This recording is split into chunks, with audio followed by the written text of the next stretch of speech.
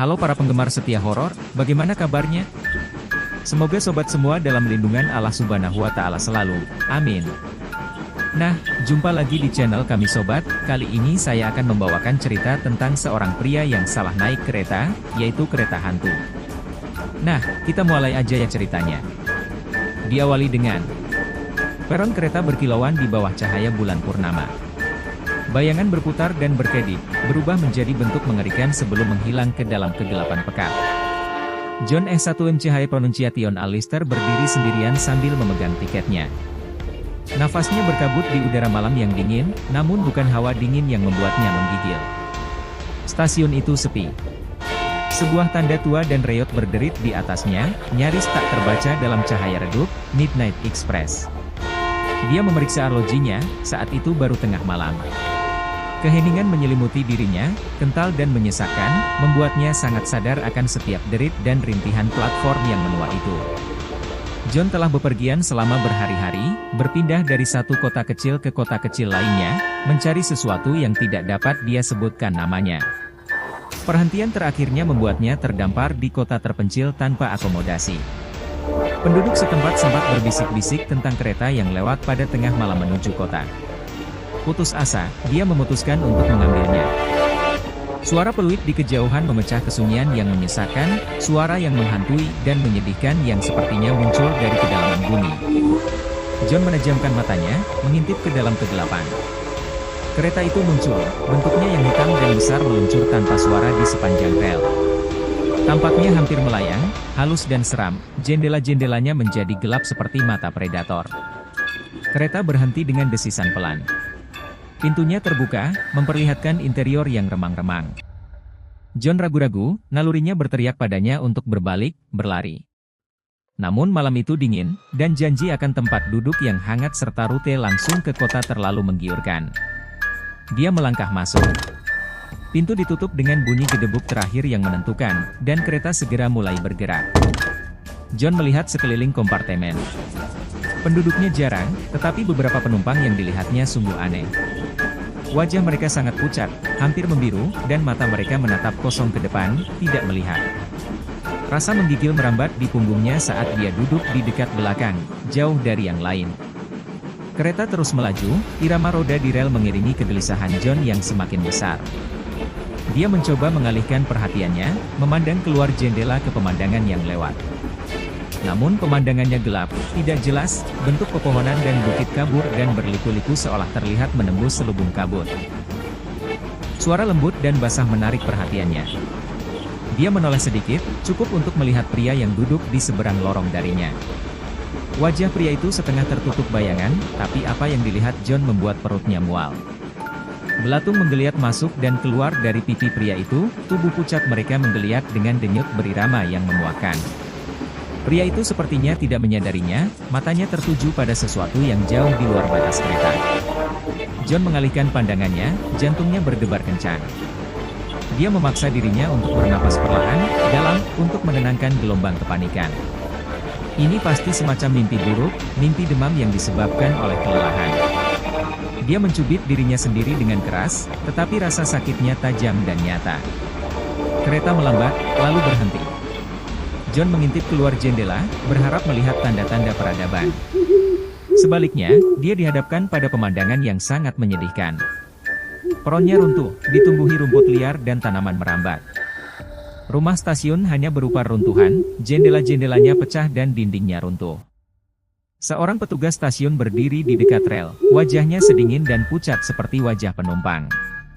Matanya kosong, dan saat pintu kereta terbuka, dia berbalik menatap langsung ke arah John.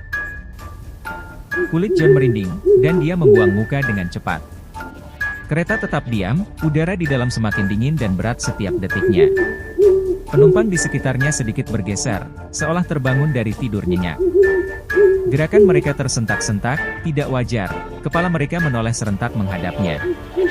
Kepanikan melonjak, dan John bangkit berdiri. Dia tersandung di lorong, menuju pintu di ujung kompartemen.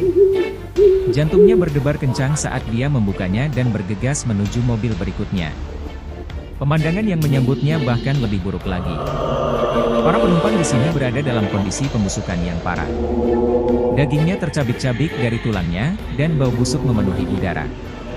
Belatung dan kumbang merayapi sisa-sisa mereka, namun para penumpang duduk tegak. Mata kosong mereka mengikuti John saat dia lewat. Seorang wanita di dekat bagian depan menoleh perlahan, rahangnya tergantung pada seutas otot, mengawasinya dengan tatapan hampa dan menuduh. Dia harus turun dari kereta. Dia harus lepas dari mimpi buruk ini. Namun ketika dia mencapai pintu berikutnya, mereka tidak mau bergerak. Dia menggedornya, tapi suara itu tertelan oleh kesunyian yang menindas. Dia berbalik, berniat untuk kembali ke tempat duduk aslinya dan menilai kembali pilihannya, tapi jalannya terhalang. Seorang kondektur berdiri di lorong, seragamnya masih asli tetapi wajahnya sama mengerikannya dengan yang lain. Dingin, pucat, dan tanpa ekspresi. Kondektur mengangkat tangan kerangkanya dan menunjuk ke arah kedatangan John. Suaranya, ketika berbicara, berupa bisikan kering dan gemerisik. "Kembali ke tempat duduk Anda, Tuan." John mundur sambil menggelengkan kepalanya. "Tidak, aku harus turun dari kereta ini. Ini adalah sebuah kesalahan." Mata kondektur menyala sebentar dengan cahaya yang tidak suci. Tidak ada kesalahan di Midnight Express. Napas John tercekat di tenggorokannya saat dia merasakan kekuatan tak terlihat mendorongnya mundur. Kakinya bergerak dengan sendirinya, membawanya kembali ke tempat duduknya. Dia terjatuh ke dalamnya, gemetar, pikirannya berpacu mencari jalan keluar. Kereta melaju ke depan, dan John menyadari dengan ngeri bahwa mereka tidak lagi berada di rel. Pemandangan di luar telah berubah menjadi pemandangan yang mengerikan dan mengerikan. Tanahnya berupa tanah tandus, dipenuhi tulang belulang dan sisa-sisa bangunan yang hangus. Langit berupa kumpulan awan hitam yang bergolak, sesekali diselingi kilatan petir hijau yang menyakitkan. Waktu kehilangan makna saat kereta melaju melewati medan neraka. Teman-teman penumpang John tampak lebih bersemangat sekarang, mata mereka berbinar-binar karena kecerdasan yang jahat. Dia bisa merasakan tatapan mereka tertuju padanya, menghilangkan kewarasannya selapis demi selapis. Akhirnya, kereta melambat lagi. John mendongak, takut dengan apa yang mungkin dilihatnya. Mereka telah tiba di stasiun lain. Stasiun ini bahkan lebih rusak dan terpencil dibandingkan stasiun sebelumnya. Petugas stasiun di sini tidak lebih dari kerangka yang terbungkus kain compang-camping, rongga matanya yang kosong menatap kosong ke dalam kehampaan. Pintu kereta terbuka, dan yang membuat John ngeri, para penumpang mulai bangkit. Satu demi satu, mereka turun dari kereta, gerakan mereka kaku dan tersentak-sentak. John tetap membeku di kursinya, takut membuatnya tetap di tempatnya. Saat penumpang terakhir turun, kondektur muncul kembali, meluncur menyusuri lorong ke arahnya. "Sudah waktunya untuk pergi, Tuan." John menggelengkan kepalanya dengan keras. "Tidak, aku tidak bisa. Saya tidak akan melakukannya." Ekspresi kondektur tidak berubah, tapi John bisa merasakan tatapannya yang berat. Semua penumpang harus turun di pemberhentian terakhir. Dengan kekuatan yang terakhir dan putus asa, John bangkit dari tempat duduknya.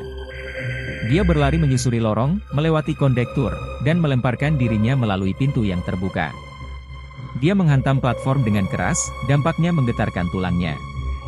Sambil berusaha berdiri, dia pergi ke dalam malam, tidak berani melihat ke belakang. Stasiun itu dengan cepat menghilang ke dalam kegelapan di belakangnya, dan John mendapati dirinya berlari melewati gurun yang sunyi. Nafasnya tersengal-sengal, kakinya terasa terbakar karena tenaga. Dia tidak tahu kemana dia pergi, hanya saja dia harus pergi. Berjam-jam terasa berlalu, atau mungkin hanya beberapa menit saja. Waktu telah kehilangan makna. Akhirnya, karena kelelahan dan diambang kehancuran, John tersandung di sebuah tempat terbuka. Di tengahnya berdiri sebuah rumah tua yang sudah runtuh, jendela-jendelanya gelap dan tak bernyawa. Karena tidak ada pilihan lain, John mendekati rumah itu. Pintu berderit terbuka karena sentuhannya, dan dia melangkah masuk. Udara dipenuhi debu dan bau busuk. Bayangan bergerak di sudut pandangannya, tapi dia mengabaikannya, terlalu lelah untuk peduli. Dia menemukan sebuah kamar dengan tempat tidur reot dan ambruk di atasnya. Tidur segera membawanya, menariknya ke dalam pelukan gelapnya. John terbangun karena suara bisikan. Dia duduk, jantungnya berdebar kencang, dan melihat sekeliling. Ruangan itu tidak berubah, tapi bisikan-bisikan itu semakin keras, semakin mendesak. Dia berdiri dan mengikuti suara itu, langkahnya lambat dan tidak menentu. Bisikan itu membawanya ke sebuah pintu di ujung lorong yang panjang. Dia ragu-ragu, lalu mendorongnya hingga terbuka. Di dalam, ruangannya gelap, tapi dia bisa melihat sesosok tubuh berdiri di dekat jendela. "Halo?" Suara John Parrow kering. Sosok itu berbalik perlahan, dan darah John menjadi dingin. Itu adalah kondektur, wajahnya yang pucat disinari oleh cahaya bulan yang redup. "Selamat datang di rumah, John," kata kondektur, suaranya bergema hampa. "Kami sudah menunggumu." John tersandung ke belakang sambil menggelengkan kepalanya. "Tidak, ini tidak nyata. Ini tidak mungkin nyata." Kondektur melangkah maju, dan John melihat ruangan itu dipenuhi sosok hantu penumpang kereta. Mata mereka bersinar dengan cahaya batin yang dingin, dan mulut mereka bergerak serempak, membisikkan kata-kata yang tidak dapat dia mengerti. "Kau naik Midnight Express, John. Tidak ada jalan untuk kembali." Nah, bagaimana sobat? Makna dari cerita ini adalah kalau berpergian tanpa tujuan yang jelas pulangnya jangan terlalu malam ya sobat. Di samping tidak baik bagi kesehatan sobat, juga khawatir ada hal-hal yang tidak diinginkan, seperti yang dialami si John. Nah, sekian dulu untuk episode kali ini. Jangan lupa kalau sobat suka dengan channel ini, jangan lupa subscribe dan bunyikan lonceng notifikasi ya, agar sobat tidak ketinggalan dengan episode-episode kami berikutnya. Sampai jumpa.